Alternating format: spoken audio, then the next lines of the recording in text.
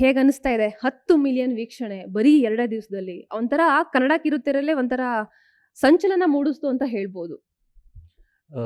Obviously initially ಅದು ತುಂಬ ಖುಷಿ ಆಗುತ್ತೆ. ಬಟ್ ಹೋಗ್ತಾ, ಹೋಗ್ತಾ ಕೈಂಡ್ ಆಫ್ ಅ ರೆಸ್ಪಾನ್ಸಿಬಿಲಿಟಿ ಥರ ಫೀಲ್ ಆಗಿಬಿಡುತ್ತೆ. ಬಿಕಾಸ್ ಪ್ರೊಮೋ ಅದು ಒಂದು ಚಿಕ್ಕ ಸೆಕ್ಷನ್ ಅದು. ಲೈಕ್ ಹೋಲ್ ಒಂದು ಶೋದು. ಆ ರೆಸ್ಪಾನ್ಸ್ ಬಂದಾಗ, ಆ ಚಿಕ್ಕ ಸೆಕ್ಷನಲ್ಲಿ ಏನು ಎಕ್ಸ್ಪೆಕ್ಟೇಷನ್ಸ್ ಬಿಲ್ಡ್ ಮಾಡಿದೆಯೋ, ಪ್ರತಿ ಎಪಿಸೋಡು ಅದೇ ರೀತಿ ಕಾಂಟೆಂಟ್ ಕೊಡಬೇಕು ಅಂಡ್ ಪ್ರತಿ ಎಪಿಸೋಡು ಅದೇ ರೀತಿ ಜನಕ್ಕೆ ರೀಚ್ ಆಗಿ, ಜನ ಅದನ್ನು ಇಷ್ಟಪಡಬೇಕು ಅನ್ನೋ ಒಂದು ರೆಸ್ಪಾನ್ಸಿಬಿಲಿಟಿ ಪ್ರತಿಯೊಬ್ಬರಿಗೂ ಹೆಚ್ಚಾಗಿದೆ. And I can see that serial ಶೂಟಲ್ಲೂ ಪ್ರತಿಯೊಬ್ಬರು ಎಷ್ಟು ಸೀರಿಯಸ್ ಆಗಿದೆ ಒಂದೊಂದು ಕಾಂಟೆಂಟ್ಗೂ, ಒಂದೊಂದು ಸೀನ್ಗೂ.